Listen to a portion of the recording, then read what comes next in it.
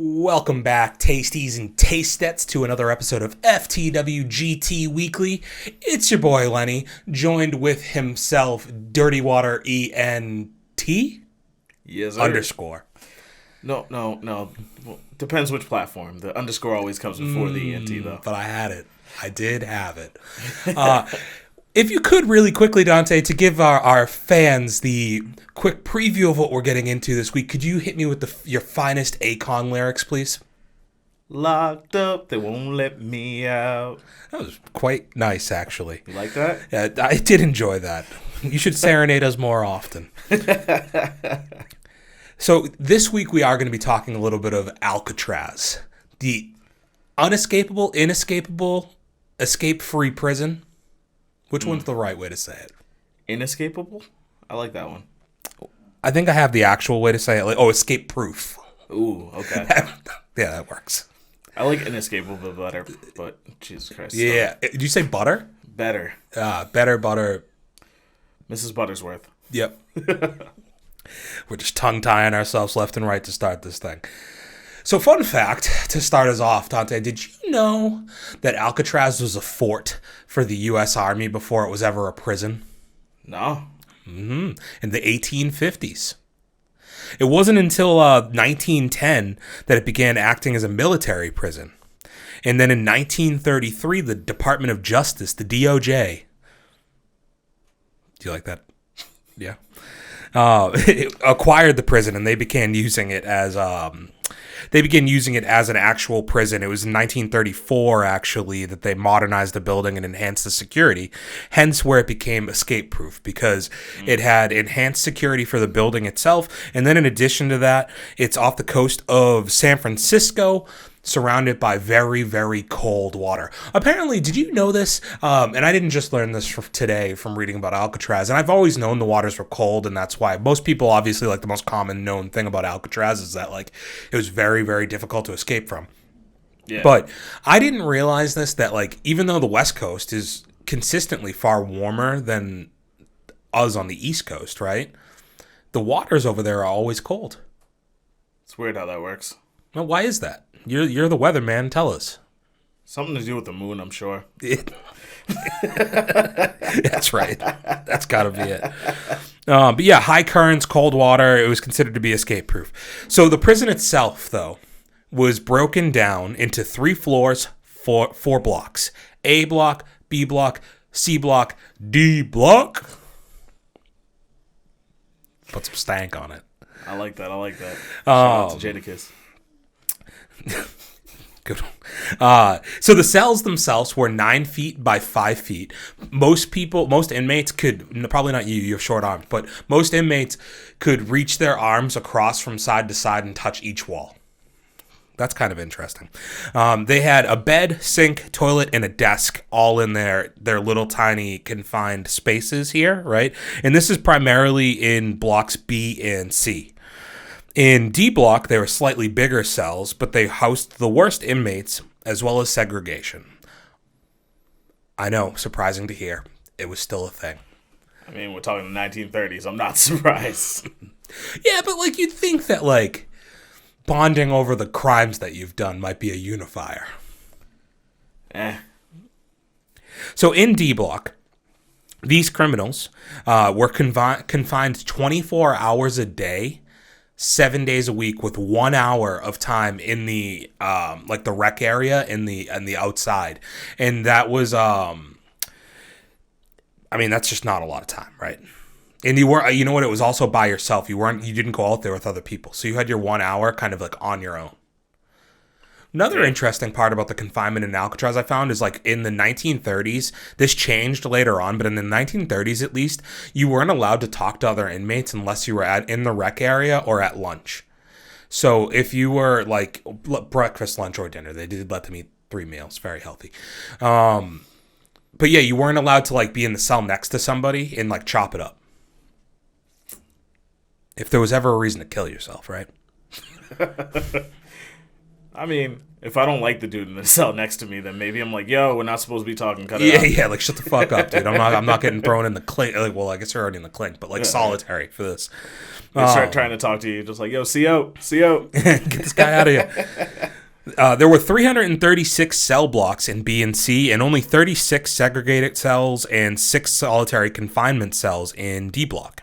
The block of cells that were rarely used, basically only on occasions where somebody didn't qualify for like D block, so they weren't like really, really bad, but still needed to be separated off from the rest of the inmates, that's when they would use A block. So it just wasn't a very popular, although I did read one of the more popular occasions of somebody like escaping was when people were in A block. I forget which story it was. We'll get to those later. All right. So there was some talk about like the quality of staying at Alcatraz and like if anybody actually thought it, like not that obviously a prison's enjoyable, but like as far as the standard versus other prisons at the time, I think most people would assume that it was mostly negative. But this guy, Willie Radke, he was a former inmate in Alcatraz, and he spoke pretty fondly of his time. He stated that having his own cell kept him safe from sexual assaults. Big one. I mean, grateful for that. The guards were pretty nice, and then the food was the best of any in the prison sentence. Interestingly enough, this gentleman, William Radke, his cellie, the person next to him in the prison, was none other than Coulson himself, Machine Gun Kelley. Care to share any information about that gentleman for us, Dante? Coulson's namesake.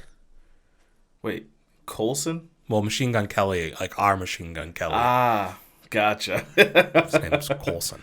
Well, I was confused because this Machine Gun Kelley was actually George Kelly Barnes. Got it. He was made notorious after a big kidnapping of a Charles Urschel. He was a small-time criminal until he met and married Catherine Thorne, whom was also operating on the wrong side of the law. Ooh. And she's ultimately... Bonnie and Clyde, 03? Hove and B. But it was said that after they got married, that's where he started popping up from small-time criminal to big time. And that's where she actually bought him his first machine gun, and that's where he coined the name. You think it was a machine gun or a Tommy gun? Everything I read said machine gun, but I'd like to think it was a Tommy gun. Is a Tommy gun a machine gun, or is a machine gun a Tommy gun? A Tommy gun is a machine gun. But is a machine gun a Tommy gun? Not all machine guns are Tommy guns. Oh, quite the paradox. Squares and rectangles. Oh, it's true. Trapezoids. Yeah, you like that?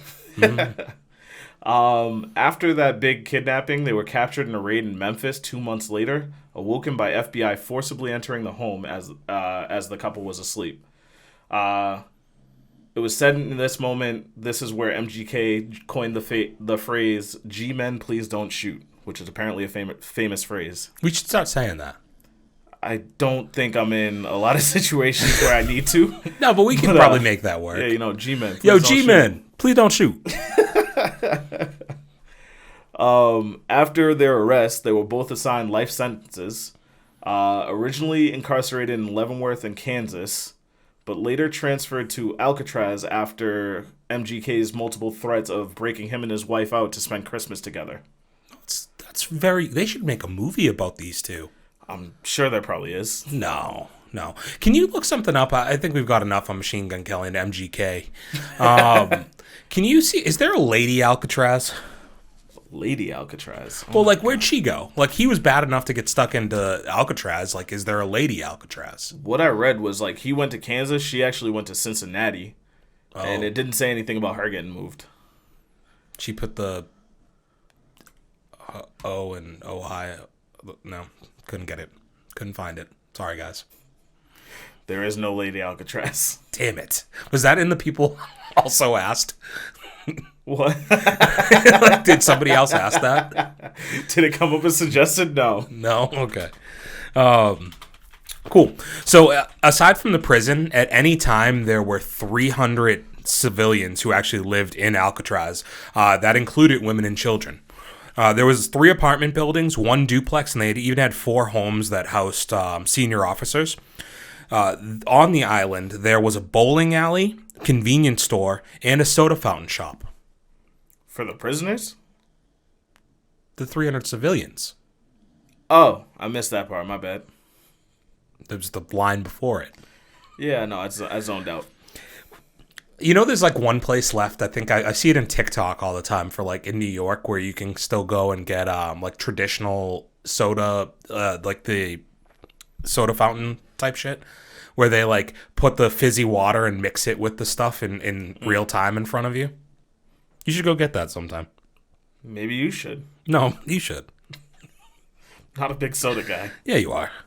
All right. I see you drink Canada Dry every week, dude. Dude, but like that's about it. All right, that's a soda. Am I wrong?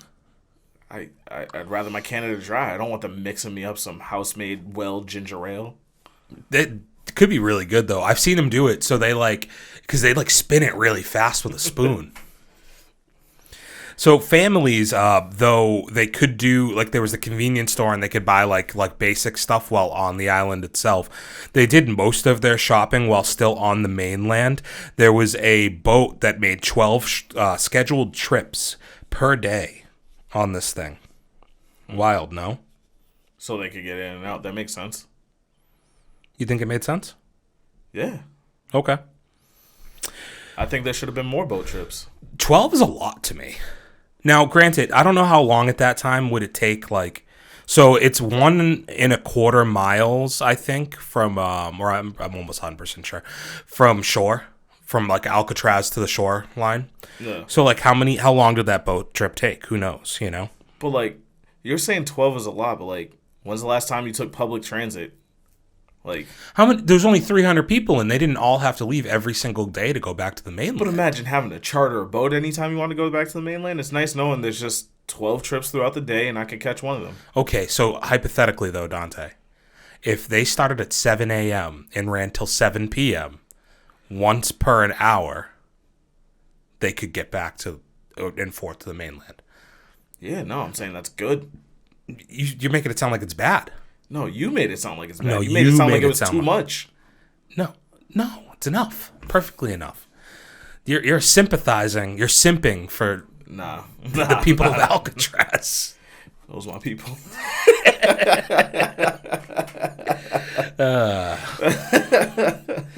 Just kidding. I don't fuck with them. No, they were cool. I'm sure they were good. I'm sure they were all the families of the CEOs and shit.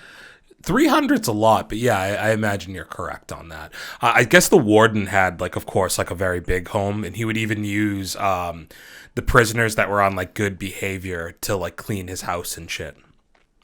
Wonder which ones they were. Moving on. Mm-hmm. Did you ever wonder, Dante, if there were executions performed on Alcatraz? Nah, that wasn't even a question. Well, they weren't, so... Probably fair point that it wasn't a question. Although, some people did die there. So there were 8 people who were murdered by inmates at Alcatraz. 5 men committed suicide, and 15 people died from just natural illness. That's it? That's the total? Yeah, that's the total. Holy shit. That's low? In the grand scheme of things, yeah, that's mad low. It's not bad. It's not bad, yeah. Yeah, they were good to their guys there. The island boasted its own morgue, but had no autopsies that were performed there. All deceased inmates were brought back to the mainland and released to the San Francisco County coroner. Kept him busy. Gave him a job. Apparently not. Alcatraz, the highest amount of recorded inmates at one time there was 302, and the lowest number was 222. A lot either way. To just be I don't know if I have it here. I don't think I do. Yeah, I don't think I have it here. I was kind of wondering how many guards they had at one time there. That might be a quick Google search. How many guards usually worked at Alcatraz at one time? Because when you think about that, 300 inmates versus X amount of guards, but you're trapped on an island with them. And as we'll find out, there were some dicey times to be had. Got me anything? I Doesn't Looks it like piss they you had- off when there's not just at the very top of the thing, you can't just find your answer? Well, because it's at the top, and then I'm like, do I trust that answer? What does it say? It says 52 guards on payroll. 20 Johnston's original list of guard stations. So 52 on payroll, 20 at a time, probably. Like, that sounds kind of intimidating, no? I mean, I guess, like, you're not letting these guys out all at once or anything, I was of gonna course, say, they but, don't like... let them commingle. They don't keep them in the masses. They're all sectioned off. So Do you say it makes massa? sense. Masses. Okay. Bro. What? Come on, like, we don't want to have the bleeps flying on this one. Let's just, you know. You said it. I didn't say it. I did not. Sounded like it. All right. There were approximately 1,545 total men imprisoned there. And, like, historically, I suppose is what that is. Yeah, because there's 29 years of service, and they averaged around 260 people at a time in there. The average stay of an inmate was around 8 years. Does that seem shorter or longer than you would anticipate? That sounds short, because I imagine they would be sending mostly people there with, like, life sentences or whatever. No, because I don't think so necessarily. They did have some of the worst there, but then you think about it, like B and C block don't seem like they were that. But, like, if they had the worst of the worst there, then you would think they would have longer sentences, no? Yeah. It says men were never directly sentenced to Alcatraz and usually had to earn their way there. So that's probably what it is that they might have had people that did the majority of their sentence elsewhere and then ended up there, or vice versa. You end up there, but maybe you earn your way off of the island and back onto the mainland. Maybe that's why A block was kept empty. There were only 2 men ever paroled directly from Alcatraz to the free world. Shit. So 2 people got out on good behavior. Good for them. Damn.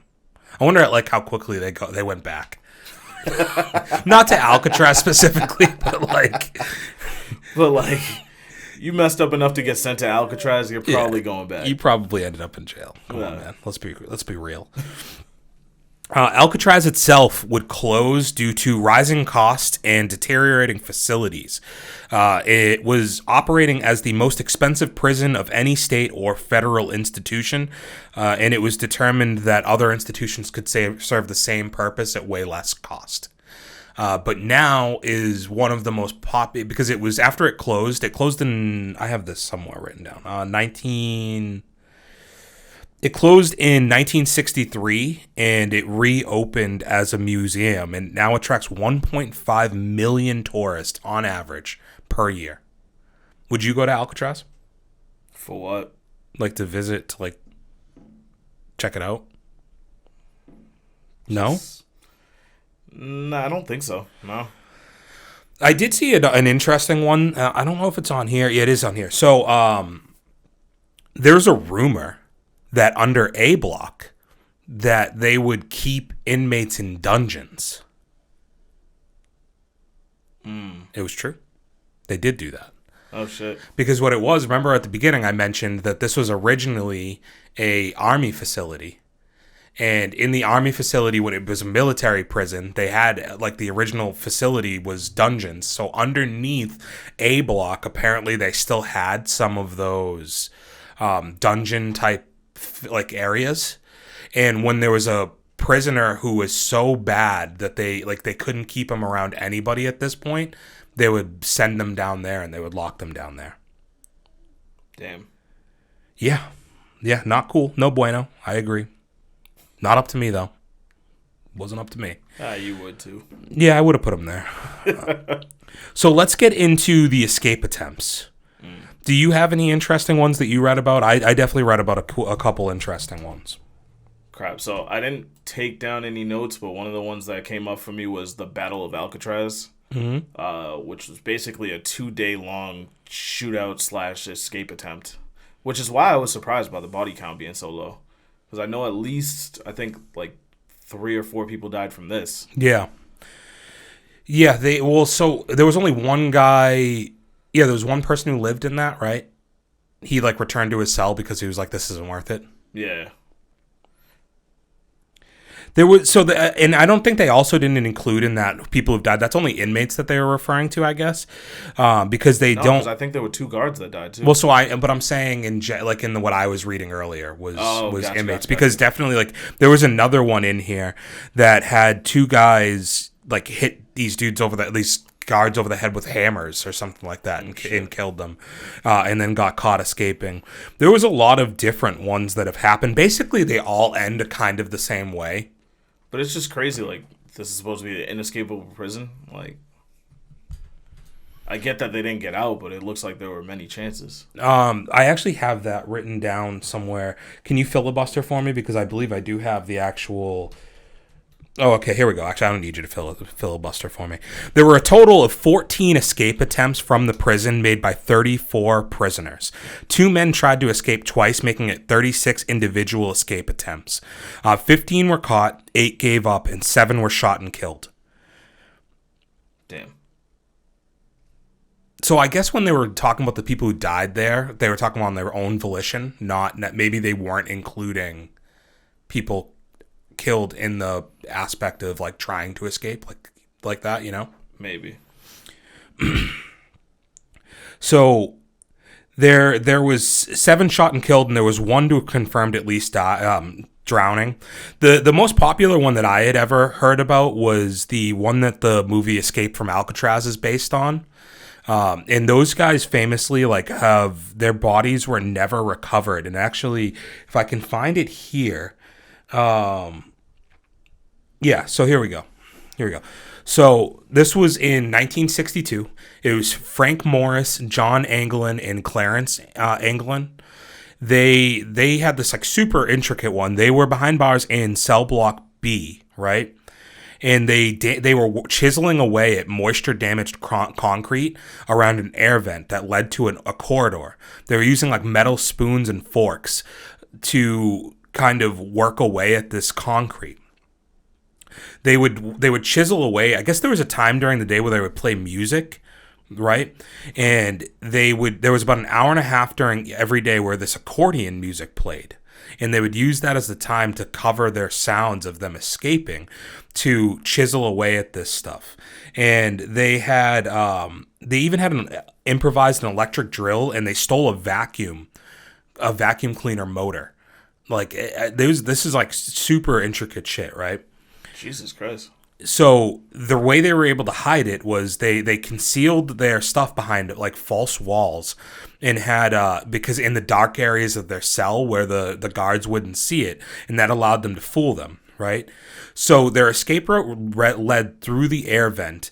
The shaft was large enough for the men to climb through, and then they got to the prison workshop, and they had removed rivets and grills from somewhere there. And substituted dummies made of soap to I don't know. This is so crazy shit, man. Jesus Christ, that's really intricate. They got 50 rubber raincoats from other inmates, and they used that to make a raft for the trip to the mainland. So that's one of the clear differences in the, like I said, basically all the escapes kind of go the same, right? Is people either tried to swim, and swimming was near impossible. There's several people who actually made it to the water, and a few of them died when they made it to the water. Most of them would get to the water and just couldn't go anywhere because they didn't have a good enough plan, or their plan when they got to the water would be let's try to grab driftwood and make some type of a raft. And what would end up happening is they would get off of shore, and at that point it would take too long, and the guards would see them from the watchtowers. And there's a couple instances where people got shot in the water. There was even a guy who managed to get offshore and get into a cave. They found him 3 hours later in the cave because his handprints left bloody handprints outside. So it was 3 people who had escaped that one time. And one guy got shot in the back and just sunk to the bottom of the ocean, and they never found him. These 2 other guys make it to a cave and get caught at separate times. But yeah, basically whenever people tried to leave, if they swam, they would either get caught on the shoreline, they'd drown, or they'd get shot and brought back, basically. Or they would find these guys tucked away in the rocks along the mainland after a short while because they couldn't get off of the water. And that's kind of where it became escape proof, right, to a point. I see that. But yeah, so they have these 50 rubber raincoats, and they used them to construct a raft to get to the mainland. And they prepared this on the top of the cell block, and they concealed it from the guards with sheets that they had put up on both sides. They left papier-mâché heads in their bunks to look like they were still in their beds. Yeah, so, like, these dudes were clearly smart as fuck. Yeah, I mean, they were career criminals, basically, you know? So the official investigation by the FBI was actually aided by this prisoner, Alan West. He was one of the people who was going to try and escape with them, but he was unable to escape because he was too fat to fit through his hole. And they basically moved up the time that they were supposed to leave, so he wasn't able to chisel down his hole to big enough for him to fit through by the time that they were going to leave, because they had moved up the deadline that he was going to have to get through, right? So he ends up kind of snitching on them a little bit, but they, like, over time, like, they would never found a body. And the FBI, after some time, has them on their most wanted list, yada, yada, yada, but determines after, so it was from 1962 to 1979. They finally closed the case in 1979 and say they're dead. Interestingly enough, though, the U.S. Marshals left their case open. And since then, in the early 2010s, more evidence has been released showing that there's a very good chance that they actually got back to the mainland. Because in the FBI's findings, they report that there was no ships that were found on the shore, and that there was no reports of cars being broken into or cars being stolen that day around the time period that happens. The report in the 2010s released by the U.S. Marshals states stuff that's to the contrary of that. They did find a raft that washed up on shore, and there was a person who reported that their car was robbed or stolen from them by 3 men. But wasn't it only 2 that escaped? It was 3. It was 2 brothers and another guy. Ah, okay. Okay, so that's one bit of circumstantial evidence. The other bit that kind of pops up here, actually, they did find footprints, yada, some other stuff there too. But the relatives of the Anglin brothers presented further circumstantial evidence to support the longstanding rumor that the brothers themselves, the Anglin brothers, actually escaped to Brazil after they were able to get back here. Which, that's kind of crazy, because, like, I don't know how easy it would have been to get to Brazil in, like, the 1970s. Brazil. They went to go meet up with Dominic Toretto. Exactly. There was even a picture that was rumored to be these 2 guys in Brazil, but I guess they used, like, facial recognition technology. They ran it through later, like, more recently, and determined that the picture was not actually these guys. Like, they aged them and, like, used the stuff, but it wasn't them. But yeah, so there's a very good chance that at least those guys were the ones to, make it out. So yeah, the last attempt happened shortly after this. That attempt was in June of 1962. Come December of 1962, the final attempt was made. John Paul Scott and Darrell Lee Parker were the last 2 prisoners to ever attempt trying to escape from Alcatraz. They used a saw to try and saw through the windows of the cell house, the kitchen in the cell house. One of the guys was found a little ways off of the shoreline near the main island. He was about 81 yards. He was 81 yards away from the mainland. So the other gentleman, though, Scott, he gets all the way to the Golden Gate Bridge before they find him. He's the only person out of all these escape attempts that were made. It was 36 individual attempts, right? He's the only one, and it's the very last one, that was able to swim and do it, to prove that you could swim from Alcatraz and make it to the shore. Damn. That's crazy, right? That now it's actually, when they found him, he was suffering from hypothermia and exhaustion, so he was near death as it was. Because I don't know if you're aware of this, Dante, and I know you can't swim, so you're probably not aware of it. Dog. It's true. Dude, you can't swim in a pool, let alone the currents of Alcatraz, the waters near Alcatraz. You don't know that. I'm positive. I don't even think you could row a fucking boat there. I'd be willing to bet money on that. Yeah, good. So, one of my favorite fighters of all time, Dante, this guy Nick Diaz. You might know his brother Nathan Diaz, yeah.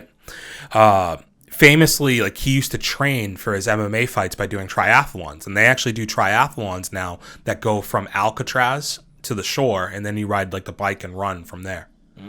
And he's on several occasions swam from Alcatraz to the shoreline. Which you have to be like a very high level of endurance and swimmer in general, like I said, with the level of currents.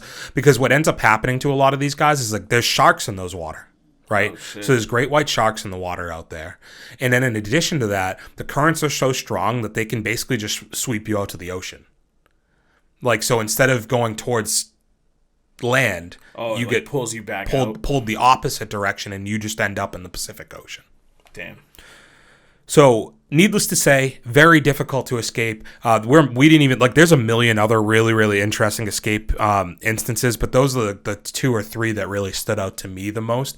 Before we move on, let's get through some pop culture references that we might have with Alcatraz, because I knew a few of them, obviously. I don't know how many you knew.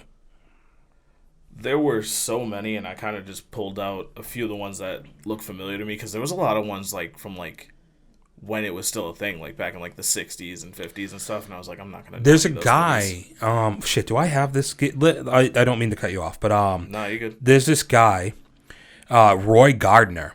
He wrote a book called Alcatraz. And it was basically detailing. It's a little bit fictionalized, but he was imprisoned in Alcatraz, and he wrote a book. He ends up killing himself because they make a movie out of his book, and it bombs. It doesn't do well at all, and like shortly after that, he kills himself. But yeah, the that came out in. I mean, this book looks old itself. In 1939, a movie was called I Stole a Billion. Shit. Like that, isn't that crazy? Like that's that long ago. Shit. Did he actually steal $1 billion in 1939? Because that's a fucking lot of money. I don't know. He got greedy if he stole that much. Like, bro, you were probably good with like $5,000. Yeah, that time. Yeah, like you didn't have to. You have to do all that, bro. How many banks do you have to go to get $1 billion at that point? I mean, if you stole it all from banks, no wonder you got caught. Yeah. All right. But yeah, like let's keep it current. Let's keep it current. Yeah. All right. Yeah, we'll start off fresh with All Dogs Go to Heaven Part 2. I was hoping we would talk about that. You know what? Actually, I was about to say I don't remember it. I kind of do. Do you remember that movie? I vaguely remember that movie. I don't know if I actually ever saw the second one now that I think of it. I actually now like remember the Alcatraz scene. Yeah, like there's like a prison dog or whatever, and yeah, Carface. Yeah. Did you fuck with All Dogs Go to Heaven, the first one? Yeah. Yeah, that shit was good. That was definitely one of my big like childhood movies. We talked about what a couple weeks ago, the dinosaur one too, right? Like Land Before Time.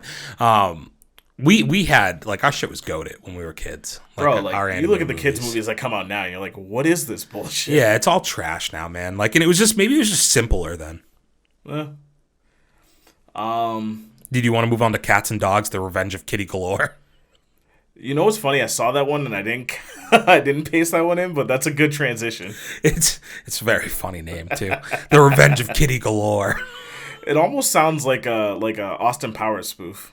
Mr. Tinkles was locked up in the hidden prison on Alcatraz Island as a mental patient.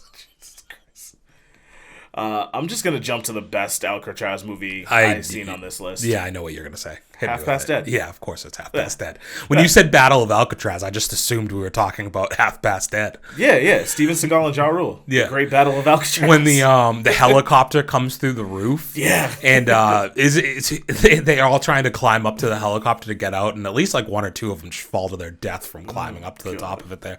I love that fucking movie, man. It's a great movie. I mean, and obviously, like, I love Steven Seagal, and I also Ja Rule's short-lived film career. Menage! Yeah, I was gonna say Fast and Furious and Half Past Dead. What else did he do? Fuck. Now you're asking. There's definitely more, and I just can't remember now. This is what I'm here for. God damn it! How do I not remember this? Fire me now. Yeah, fire me now. Fuck. Yeah, he just comes up Fast and Furious.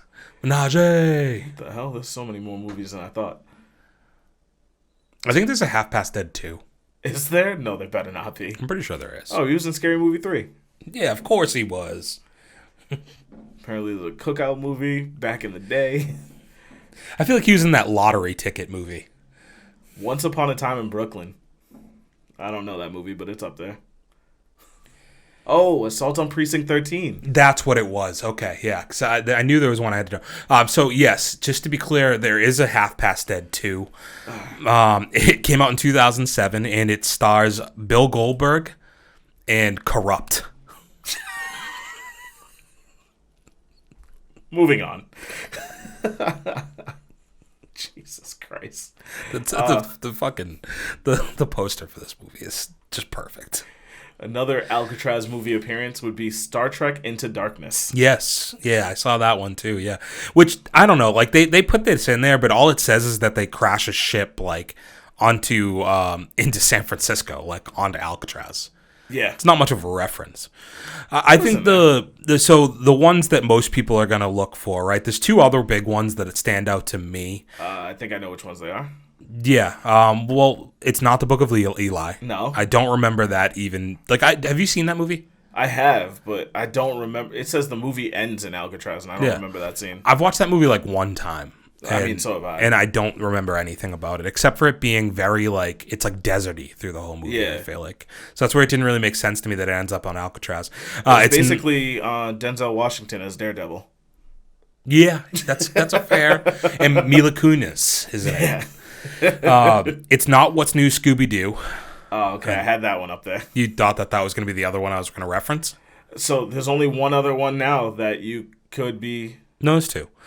So The Rock is the one that everybody was going to be like, if you're going to talk about Alcatraz, you got to talk about The Rock. You know what's funny? That's on my list, but I don't know that movie. I've never seen it, but big names on it. People. What am I, like...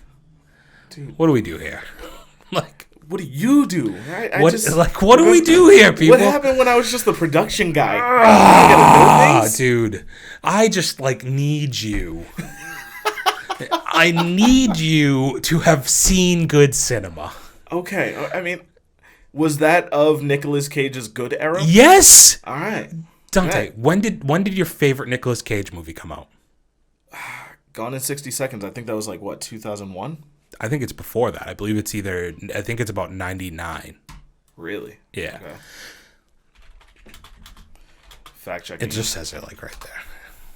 2000. Were you right? 2000. Okay, so we split the difference. You said 2001, I said 99. The Rock is 97. You would have also had Con Air right around that same time. Like, that's peak Nick Cage as, like, a leading man, dude. The Rock... I mean, it's incredible, dude. You have to have seen The Rock as far as, like, action movies is concerned. Sean Connery, Nick Cage, Ed Harris, brother, Terrorist Attack, Alcatraz. Like, listen to all of this. These little green balls that'll blow up. Yeah, dude, you just don't do any of it, though. So, like, what's the point in saying more homework? Can you watch this one? Can you watch The Rock for us? Did it say it's on any streaming platforms? I'll find out. I don't think it is, because I feel like I've looked from time to time, because I enjoy watching that. It's on Tubi? Oh, shit. There's a couple things on Tubi right now. I feel like that's an underrated platform. I think it's underrated for a reason. So you're gonna download Tubi and watch that, right? Yes, sir. The other big one, as far as movies is concerned, is X-Men: The Last Stand. That's the one. The whole final battle they had take place. I can't believe that you read all of this list and weren't like, The Rock would be the movie that I would want to talk about on here. I don't know the movie. I mean, I saw the names and I should have assumed, like, you know, but... Crazy. Also, it's appeared in, like, every Call of Duty game ever created. Did you notice that? So, like, when I went on from movies to games, it was literally like a long ass list of Call of Duty. It was just like Call of Duty, Call of Duty, Call of Duty, Call of Duty. These motherfuckers are just always at Alcatraz. Every Call of Duty, they got to do Alcatraz. Doesn't matter what time of the year. Yeah, it just always finds its way back to a prison in that movie, in that game. Other game appearances was Half-Life 2, Crysis 2, and even SimCity 4. You want to play with some Sims at Alcatraz? I do enjoy the Sims games. I mean, it's been a very long time since I've played them, but I did enjoy Sims 3. I just thought with that, like, the prison was when you removed the doors from the house or when you took the ladder out of the pool. Huh. You never played The Sims? No. That was always a funny one, dude. You're like, you just remove the ladder from the in-ground pool, and they would just be stuck in the pool. or you'd put them in a room and then you'd take the door away and they would just be like, can't get out of here. But cool, that is Alcatraz, everybody. We'd like to get some fan participation, so if you do have any places that we should learn about, that we should do a little bit more research in, to dig in, to get the deets on, please make some suggestions. As I mentioned last week, we do still have Avicii in the docket as our fan-asked research thing. We're going to get to that one. What, dude? That's sure. Yeah, dude. Somebody said you got to do an episode on Avicii, and I don't know. R.I.P. You know what? We got to do it, dude. Yeah. We got to do one. But if you have anything better that we can postpone that further with, we'd be more than happy to do that. I thought you said Post Malone for a minute. Oh, what are you saying? He's dying next? No. He's not looking good. Yeah. He's good. Posty, he just released a new song, I think. Did he? I gotta check. Pretty it sure out. Posty released a new song. But moving on, we're gonna get into some quick movie news before we do have our review or conversation to be had about Into the Spiderverse. Across the Spiderverse. Dose. So, I wanted to talk a little bit about the war that's happening in Hollywood, Dante. Have you heard about this? No, you're the one that tells me about this shit, so hit me. Tom Cruise is beefing. Tom Cruise be beefing. Who's he beefing with now? Christopher Nolan. Oh. Do you know who that is? I've heard the name. Give me a second, I'll put a face to it. No, I like that you just I can just tell when you're trying to play off something, like you know who the fuck we're talking about. Oh, Batman. Yeah, so he's not my favorite director by any means. I'm actually not that big of a fan. But he is widely considered to be one of the best modern directors. And one of the most famous aspects about him is the fact that he basically does everything for IMAX. He's one of the few directors that is still out here being like, I'm trying to save the cinema. Like every time he comes out as a movie that you want to go to the movies and see, he has his new movie coming out that we've spoken about, Oppenheimer. We've mostly said that we're not interested, or at least I'm not. I shouldn't speak for you. You do love nuclear bombs and what it did to the world, right? If anything, you love that shit more than I do. Why do you say that? Because you love the 100. Fair enough, I guess. Gotcha. Sure. Okay.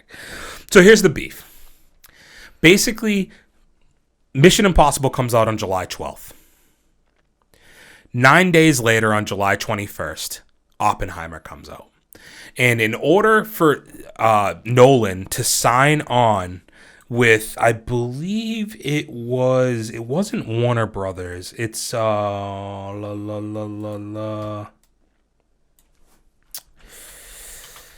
not going to find it anytime quickly. But basically, when he signed his deal to be with Universal, I did find it, for this movie, he said, I want exclusivity of IMAX. I want 3 weeks of exclusivity. So nobody from Universal Movies can release a movie 3 weeks before or 3 weeks after this movie comes out, basically. So he has the runway himself to release.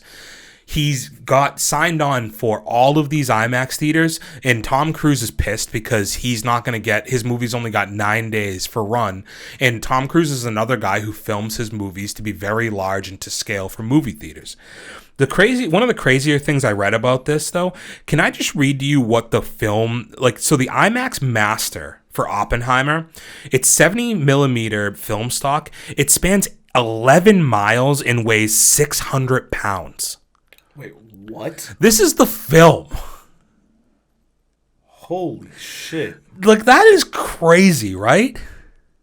11 miles? 11 miles and weighs 600 pounds. Holy shit. I don't even understand it. That doesn't make... You know how we say time doesn't make sense, Dante? Yeah. This doesn't make sense. That doesn't make fucking sense. But that's what this man does. He just films shit. So there was a bidding war. The Universal wins the bidding war. They give him everything he wants, and now Tom Cruise is like, "What the fuck, dude? We're both trying to save the movie theater together." and you're kicking me out this quickly. And the reason this ended up happening, though, is because due to like COVID and shit, the Dead Reckoning, the new Mission Impossible, got pushed back several times in production. So it was never supposed to release this late. It just ended up getting pushed back to interfere with this release date.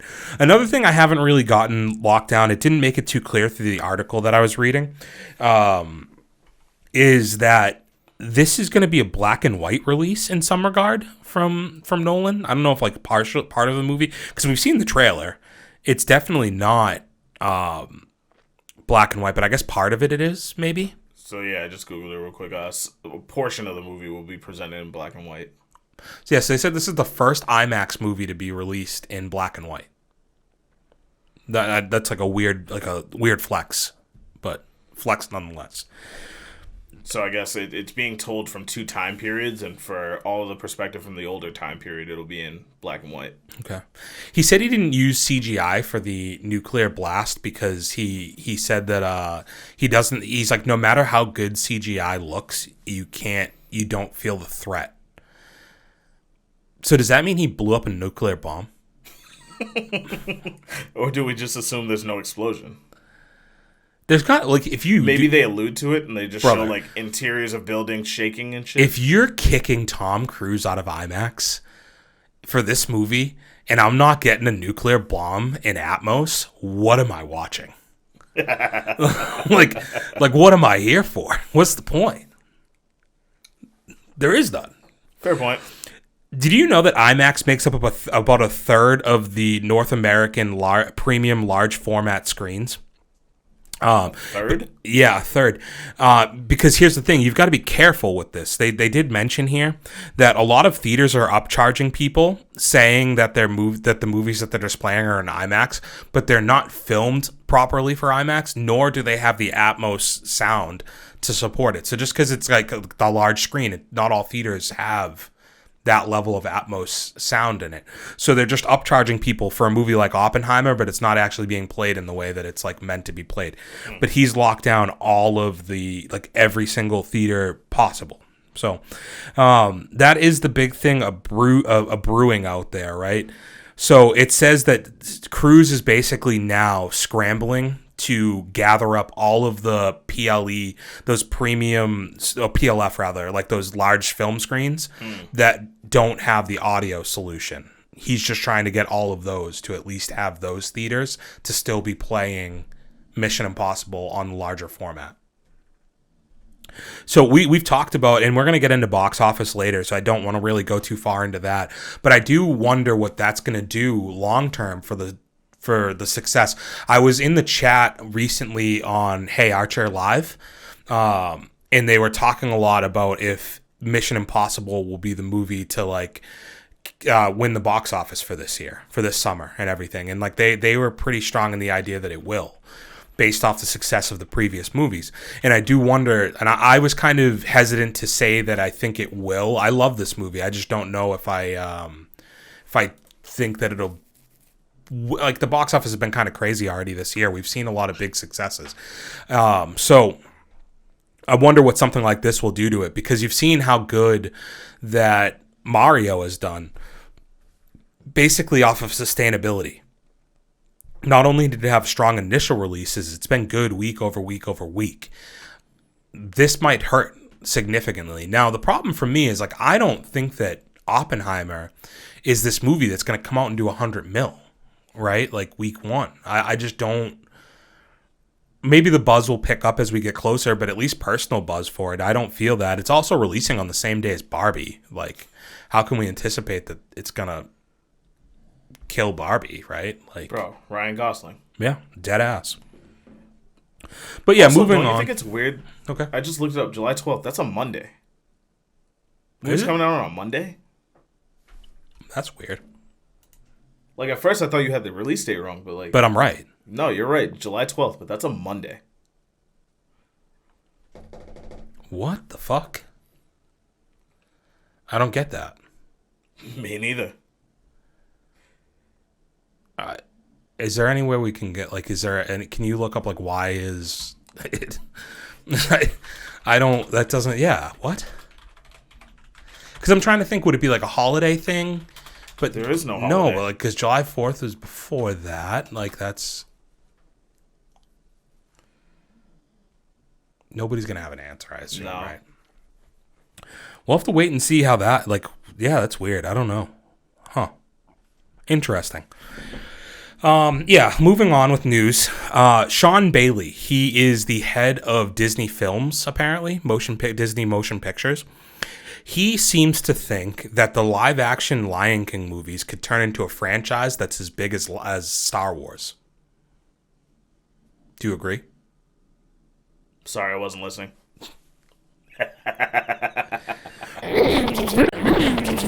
Sean Bailey, the head of Disney Motion Pictures, seems to think that the live-action version of The Lion King could somehow form a franchise of films that are as big as Star Wars. No. Get the fuck out of here. Like, what are we talking about? No. My question to him would be... I love Lion King. The live action was garbage. It was very bad. What year did that come out? 2019? I think so. 2020? No, it wasn't 2020. So, like 2019-ish? 2018, 2019, I think. So, how is it that this has been so successful that you think that you could launch a franchise off of it, and we ain't even got a whisper of a sequel? No. That's crazy, right? No. I read that and I was like, that's offensive that you're trying to push that off of me, because what fucking blood could you take from that stone still? You suckered everybody into seeing that movie. That movie was pretty successful and was in the box office, but I'm pretty sure everybody unanimously fucking hates that movie because none of the live action characters really emote. They can't like give any energy off, right? Like they have no like facial expressions, anything like that. It didn't capture any of the magic of the original movie. And to go even further, The Little Mermaid, your most recent large live action release, also has been pretty fucking unsuccessful, and it seems like almost everybody's hated it. And you know how I know that it's been unsuccessful, Dante? Funny enough, this week I saw The Rock post a picture with his kids being like, they loved this movie. And I'm like, well, like, come on, dude. Who put the phone call in? Like, but like when you see that kind of thing, when it's like this movie, I know this movie's not doing great in the box office. Worldwide, I don't even think it's doing good. Can you just quickly, before we get into budget, before we get into box office later, can you just tell me what the budget was for The Little Mermaid? Because it has to be expensive, right? It was probably like 150, 200 mil, just because $250 million. Okay, so again, just to refresh everybody, we say if the budget was $250, does that include promotion, or is that before promotional? That says total production budget. So that may not include promotional stuff, right? So generally what you do on the back half of that, is you say about half of it. I have your answer. $250 million production budget, $140 million marketing spend. So this is what I was going to say to educate the people out here. If your budget's $250 million, assume about half of that then gets reinvested into promotion of your film. So whether that's marketing through commercials, before movies, sending your actors out on promotional campaigns, worldwide premieres, yada, yada, yada, right? All of these things. So that movie is at almost $400 million of production cost. Worldwide, and again, we're not going to do this right yet, but I'm pretty sure we're going to find that worldwide it's just reached $400 million for its budget. And I think that's like, I'm giving it more than it probably is due, right? So again, we're going to hold that, but I'm just going to say, how are you going to tell me that The Lion King could be a franchise as big as Star Wars when none of your live action stuff, don't let me bring up Aladdin, has been that successful? Doesn't make any fucking sense. Moving on with Disney though, Hocus Pocus 3 is in production. Dude, you are the king of segues. You're excited for that one, though. That's going to be good. Oh, God. That's coming to Disney Plus, so we don't have to worry about budgetary constraints or promotions for that. But, hey, it was Hocus Pocus 2 for a movie that came out like 25 years after the original and probably was never needing a huge sequel to happen. was better than it had any right to be. Yeah. So I'll give him that credit, and I will be watching Hocus Pocus 3 when it inevitably Was Hocus comes. Pocus 2 successful? I mean, it's a Disney release. It's not a movie theater release. Oh, because it's straight to streaming. It went right to Disney Plus. So yeah, I think in terms of like people were interested, and I think can you look up review like fan Rotten Tomatoes / audience score, because I feel like it's probably fairly positive. I have to imagine, especially the audience score. No. Rotten Tomatoes gave it a 64. The audience score was 48. Whoa. Okay. Which is crazy because I feel like it was received pretty well. Yeah, I didn't read hate for it, but okay, my bad. Sometimes you get it wrong. Couple of last little tidbits I'll hit us with. What do you think about Ezra Miller not having to do? They're only doing one major release for The Flash. Like they're only doing one public premiere for it, and he's not even going to be taking interviews. What do you mean by that? So they're not okaying him to talk to the media at all at the public premiere. You don't get to represent our brand. I mean, yeah. Hey, movie's made. Yeah. We can't let you talk, buddy. Yeah. Cease and desist. Yeah, Shut the fuck up. We can't let you tank it now. Your name is tainted. Yeah. I mean, I don't have a problem with it. I have to imagine, like, because, Steve always talks about this. When you start to see too much about a movie too early, like too much promotion, Twitter has been hot in these streets with people being like, this movie like is mind blowing, blah blah blah. Like you got to see the ending. It's crazy. Like very positive. Wait, people are seeing it already? Yeah. Like screenings and stuff like that have happened. Not like premieres, but like there's screenings that have happened. Oh, like the critics and stuff. Yeah.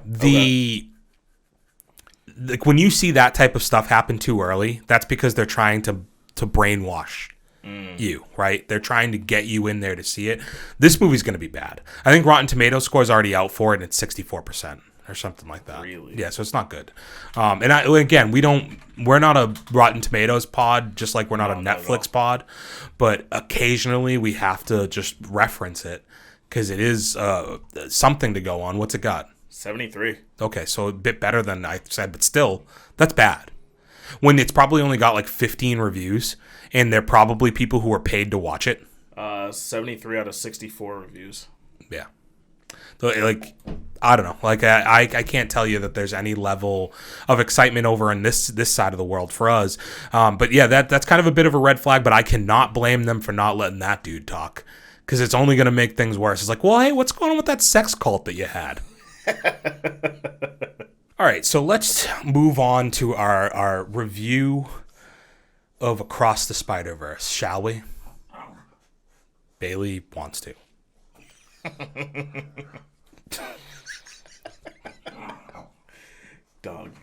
Dog.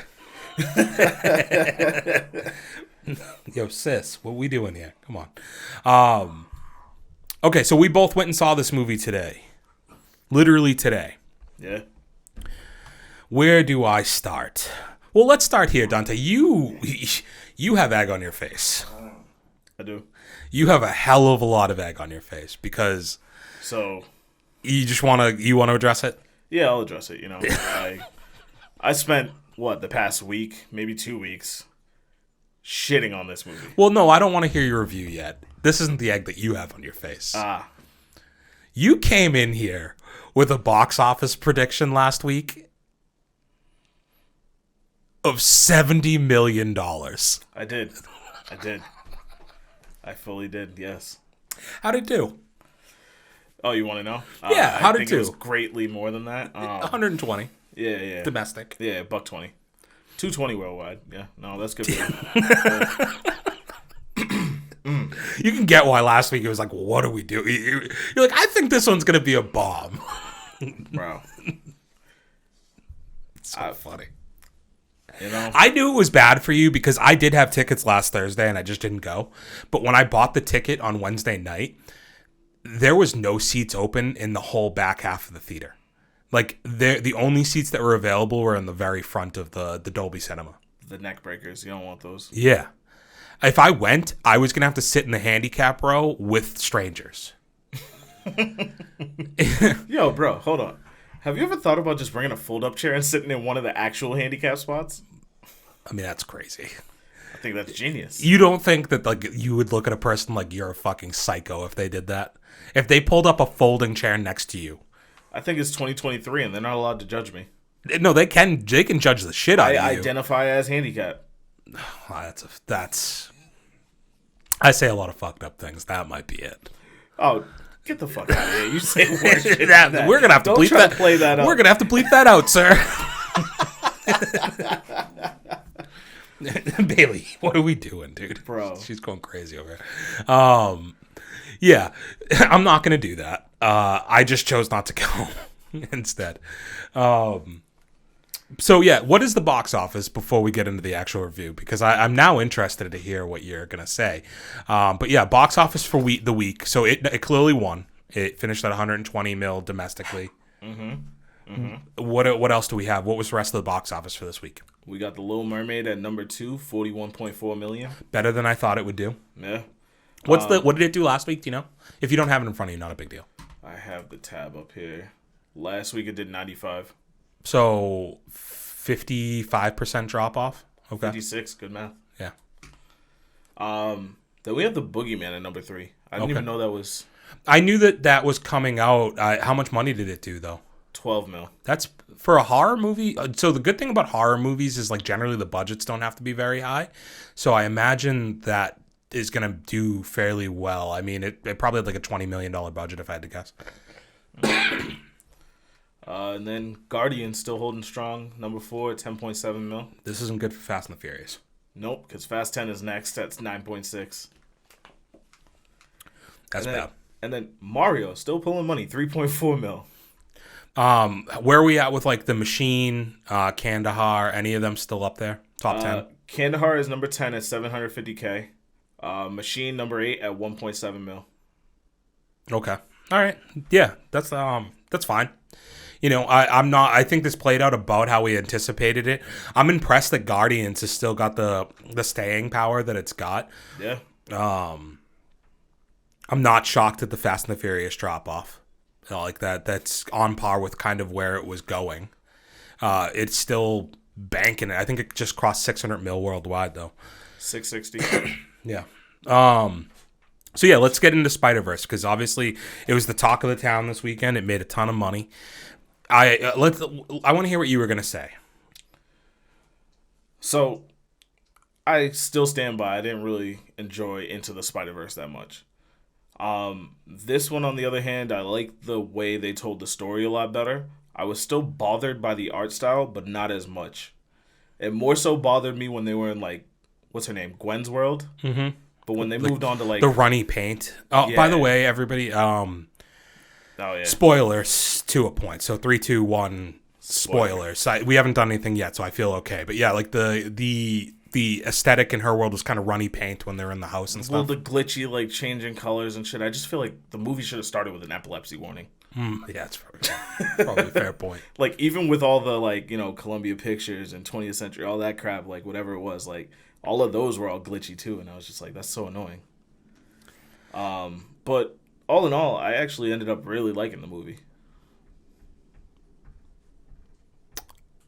I wanted to come in here, and first things first, I stand by the fact that this movie is egregiously long, like offensively long to me.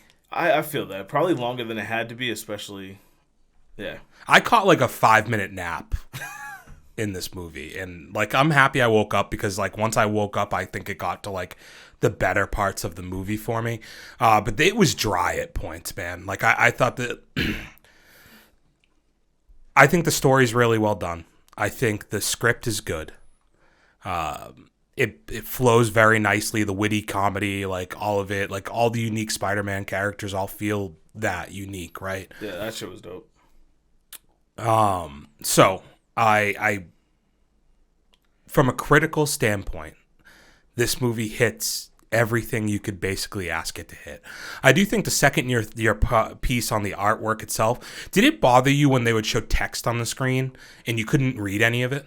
It flashed way too fast. Yeah, like in some of it was by design. Like there was a scene where like they're walking down like a hallway and there's a lot of different text happening on both sides. Yeah.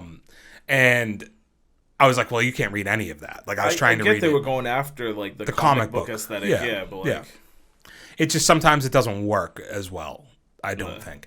But it's unique and it's visually interesting and it's just different than you get from any other movies, really, right?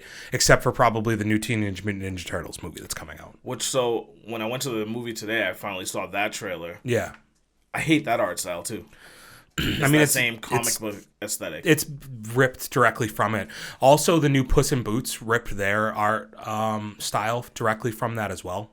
Okay. It's just, like Spider-Verse was successful and it got a lot of praise for what it did.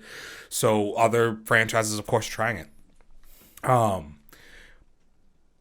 I'm not positive on this movie though. No. Here, and I want you to tell me if I'm a hypocrite. Because, like I said, initially my thought through the first 75% of this movie was, this feels long. There's a lot of dry parts to it. But, again, script is good, artwork's solid, characters are interesting for the most part, funny. Nothing made me laugh out loud funny, but, it was chuckles out of me, yeah. It was witty enough. It picks up, I think, in the last quarter of the movie. And it gets, I think a lot of it's good. I think they went a little heavy on it.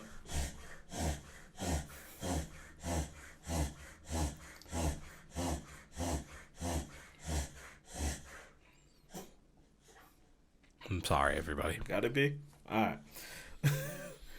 I think they went a little heavy on the character development in the beginning of the movie. Mm-hmm. And I think that's part of the reason the movie probably feels like it's longer than it should be. But at the same time, it helped me for, context where I don't know, background on these characters. I didn't remember too much from, the first movie and shit. So, it was fine for me. Here's where I feel like I might be a hypocrite. Fast 10. Are you about to compare this to Fast 10? Only in one sense. Okay. Fast 10 ends with a cliffhanger, right? Okay, yep. I figured that was where you're going with this. And I don't know. Do you think that I'm able to give that the leeway? Well, for one, personal bias, obviously. I think we can all just accept that at this point. But more so the fact that we went into that movie knowing that there was going to be a part 2 or a part 3 to it, right? Yeah. So you're willing to accept a to be continued. Versus this movie, myself and the person that I went with me maybe more so. I was left with anger. Yeah. At the end of this movie. Like literal anger, because as I said, it is 2 hours and 20 minutes long and it never has a payoff. Brother, it's like watching 8 episodes of a 10-episode season and not getting the final 2 episodes when you go to this movie. That was really what pissed me off is are we in a world now where movies don't have to have finality to them? It's different if you're watching a series and, season finale and it leaves you with the small cliffhanger into the next season. Or, you're episode to episode and you get a cliffhanger and you're like, crap, I gotta watch one more episode. But now this is a movie where it's shit, I gotta wait probably, another 2 years for the next one? This is a movie that there's nobody who has told you that there was a second part of this coming. Again, basically, if movies are going to be doing this, then I'm just not going to watch the first one. I'm going to wait till the whole shit's out and watch them in series. 2 hours and 20 minutes. That is largely, like you said, character development. Great. That's fine. I don't have a problem with you giving me context and substance. This is a fucking animated comic book movie. What would have been the harm in giving us some type of finality to this movie and then setting up the next one? Yeah. Instead, you literally left us on the cusp. There doesn't need to be a full other movie. And the problem is, I think they had us in for the next one anyways. So, why couldn't they wrap this one up? They definitely would make their money one way or another. And that's a part of the problem, yes. But do you also agree that the point where they left us in this movie, does it feel like there's a full other movie left? Or does it feel like there's 30 minutes of an action? Basically, to me, there was a final fight. Right? There's a final fight aspect, and then there is the wrap up. left of this movie. Like, they could have done that and then left us with the repercussions of that, you know With what I mean? a post-credit that sets us up for the next movie. Like every other fucking movie does at this point. Like, I just feel like they wasted a lot of my fucking time. And I already knew going into it. And this is the thing, like, I went in pretty low on this. And I was ready to come out. I've said this a million times over on here, man. Like, I go into movies with low expectations, but I don't think I'm ever really overly harsh on most movies because I don't go in with the expectation that most movies are going to be amazing. But when you do a 2 hour and 20-minute movie that is largely just dialogue and family drama in an animated movie, like an angst about his girlfriend, I don't know, like it was just like... Yeah. It wasn't going anywhere for a large majority of the movie. And when you finally get to where it's going, which is the idea that he never was supposed to exist and that he's created all these ramifications and the Spiderverse itself is basically branched off of him. And now he's fighting against his own, right? Like people that he was looking up to, people he wanted to be with. I was like, that's when I locked back in on the movie. Because like, this is something I can get into, right? It's like, oh, I want to see where this is going. Never mind, cut. Yes. And so I assume we're going to get a movie that is his team versus the other Spider-Man team, which is basically Civil War, right? Like we're doing Marvel Civil War. And then he's also going to fight Spot. Who, can we go even further? Is that the type of villain that needs to be the main villain of a major release? You know? But like this movie made that much money and he's not bad. That villain was such a small, like, big part of it, but, like, small screen time, you know what I mean? Like, in a 2 hour and 20-minute movie, Dante. Yeah. In a 2 hour and 20-minute movie, we got very little interaction with the villain. And in addition to that, we even got very little interaction with the other spider people. Yeah. Like, what was the first hour of this? Like I said, they dumped a lot of time on character development. Yeah, I'm not high on this movie at all. And I knew, like, I came out of it and I was like, I am frustrated by this. And the more I'm talking about it, the more I'm like, I'm annoyed that people seem to be giving it such a pass. Like, have you talked to a person who hasn't told you that this movie was really good? There's only one person other than you that told me their feelings on this movie, and they liked it. Yeah. I talked to a few different people yesterday that were like, no, you should definitely go see it. Like, I think, like, I wasn't looking forward to it when I went in either, and I came away, like, loving it. That's pretty much the review I got. You know, I've heard that from several people, and that's fair, right? Like, because 75% of the way through the movie, I was like, this is pretty dry, but, like, again, it's okay. It's better than I expected because I didn't expect anything. No. The to be continued finish ruined it all for me. It just, like, I felt offended as a consumer with that finish. And I don't know if I should have prep for that beforehand or not have prep. I don't know what the right answer is there necessarily. I just know that this didn't feel like it. And let me know out there. Maybe I am being a bit of a hypocrite. Like, do you think I am at all, Dante? With like because like I was fine 2 weeks ago with Fast, and that was the first thing I did say to myself when I was mad about this being a cliffhanger ending and hitting us with the to be continued. But like they didn't even give you a post credit for this. For me, it's like I allowed myself to accept it with Fast, but now seeing it with this movie, I just feel like that's gonna be Hollywood's next big move on forcing you to watch their next movie, and I'm not for that. Apparently there was supposed to be a post-credit for this. There's 2 scenes that were cut out of this movie. There was a scene where Spot goes into a bar and beefs with like other villains. And then they were supposed to have, and he gets like beat up, I think. And then I believe the post-credit was supposed to be him now that he's gotten all his more power. And he goes back into that same bar and like beats the shit out of the villains. And that was supposed to be like the post-credit. And they just cut both of those. I feel like a post-credit would have left me feeling a little bit better.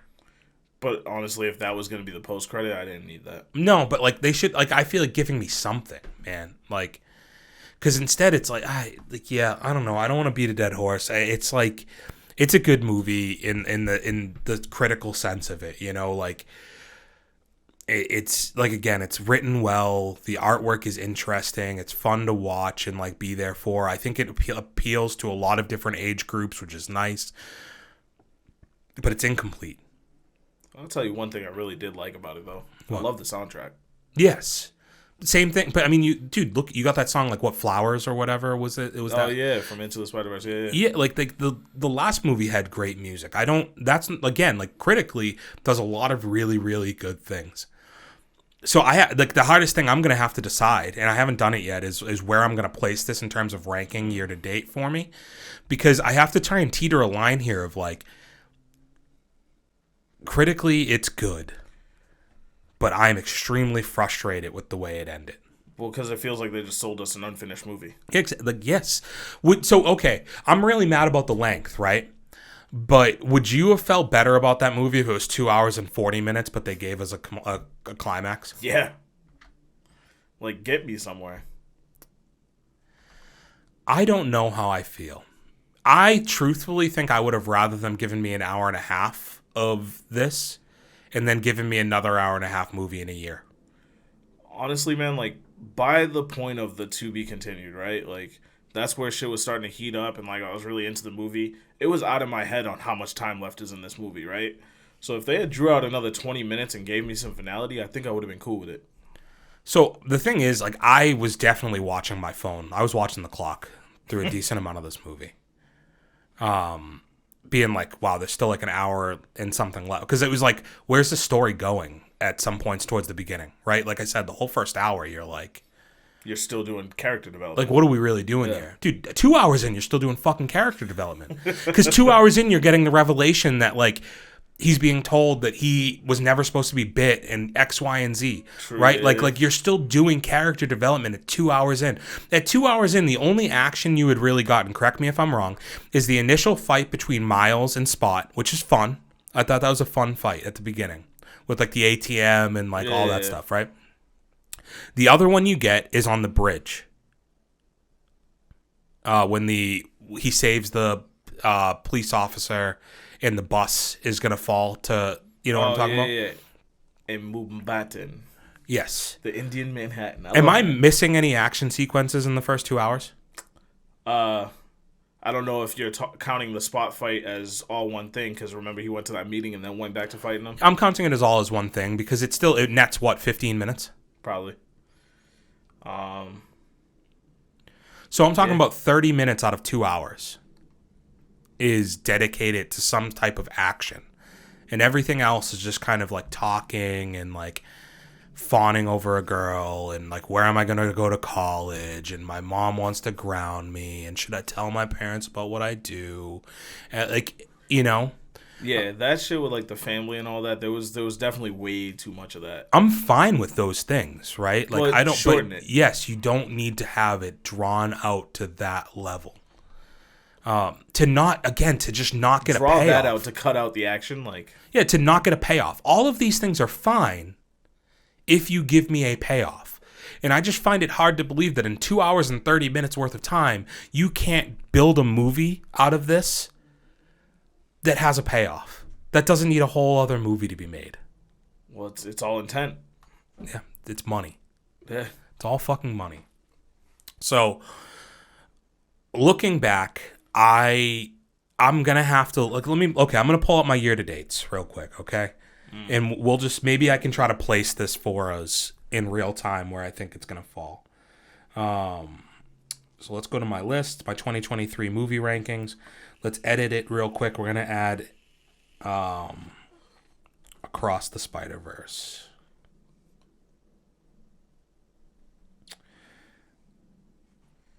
Just for kicks, we'll put it like at 5 for right now. Okay.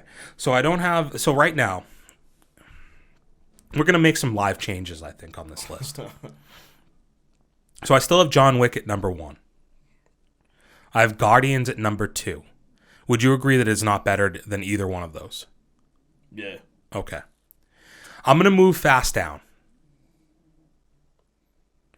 I'm going to move it down below Covenant because I do think I've determined that I liked Covenant more. Damn. You trashed the fuck out of Covenant and said how much you liked Fast.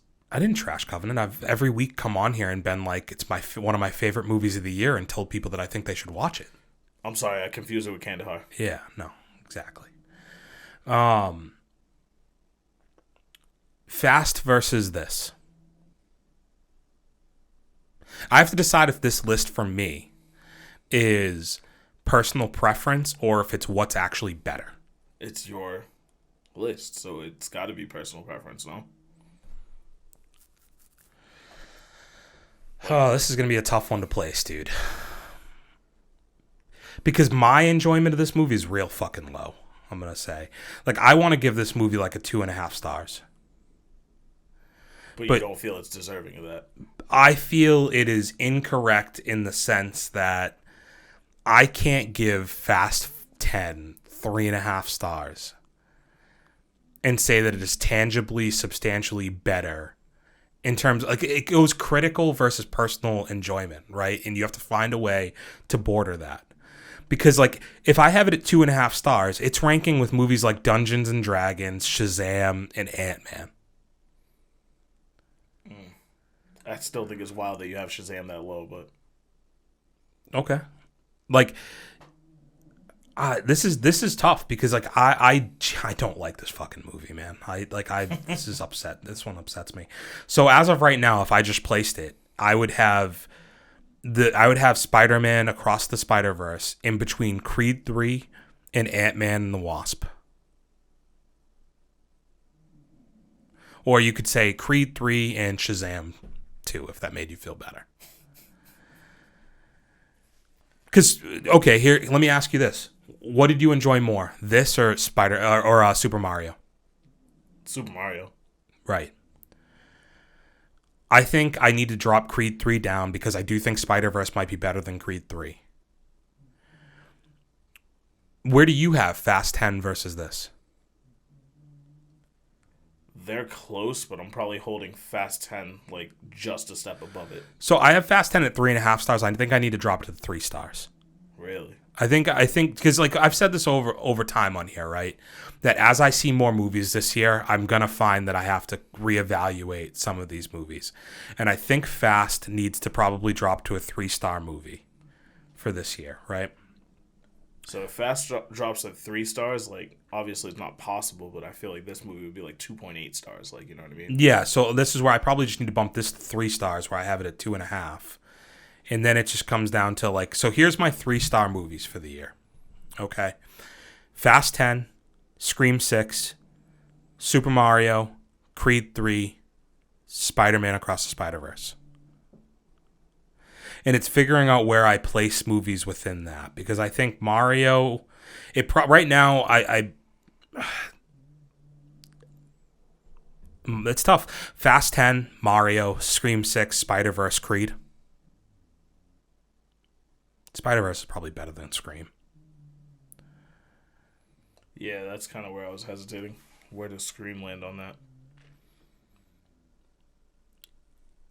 So I think for me, like, that makes this movie kind of a failure, though, right? If, like, Spider-Verse is this low, like, again, I don't think it's going to be a failure in most people's eyes, but for me, it's a failure. The fucking money says otherwise. Yeah, but, like, again, like that's where it comes back to critical versus personal preference versus, you know, like, all of these things. It's like, this movie was always going to make a lot of money. It can talk to too many demographics. It's also like, I know you said we're not a Rotten Tomatoes pod, but they love this shit too. It's crazy. Yeah. All right, people. Let us know what you think out there. Blast me if I am far off base. If you think my rankings are shit, let me know, please, by all means. Please get on Dante about his egregious miss on the box office. Before we get out of here, though, Dante, are you watching anything? Netflix cut me off. So I'm struggling right now, but I think I got to watch The Rock. Yeah, Tubi. You got to go down a Tubi rabbit hole because it's free, baby. Give her a go. Speaking of Fast, apparently it releases digital this week. Okay. So people will be able to go out and buy that or watch that. It's probably appropriate, though, with what the box office is looking like right now, that they just get to it. Tomorrow, I don't know if you're going, but I am going to see Transformers: Rise of the Beasts. I'll be there. Cool. So we've got that going on. Another big one for me, It's Always Sunny in Philadelphia. New season comes out. Starts tomorrow. So fucking... That show's incredible. If you've never watched it, please start watching it. It's very, very good. I didn't know that show was still going. Yeah, oh yeah. They just they take longer gaps between seasons now, but like they're one of the highest rated comedy shows on TV still. Would that be a sitcom? No. No, I don't think so. Maybe. I don't think so though. That's an interesting question. I'm sure it would tell you somewhere. Doesn't really matter. I did want to throw one other one out here from our guy D. He texted me the other day, PM, like, hey, bro, why have you never told me to watch the movie Dark Waters? I just want to tell everybody, watch the movie Dark Waters. I've definitely said it on this podcast before. Me and Matt have both, I think, talked about it at some point or another. Mark Ruffalo movie. If you haven't seen it, definitely go check it out. It's about the water in Flint, Michigan, and what Teflon did to them. Well worth the watch. Very good drama. Other than that, nothing else really going on. It's been real fun this week, guys. As always, please drop a like, comment, share, subscribe, tell a friend, ask a friend, kiss a friend, hug a friend. Proceed with caution. Yeah, ask first. Ask permission first. You can find us everywhere audio podcasts are provided, including these nuts. Just starting off with, huh? All right.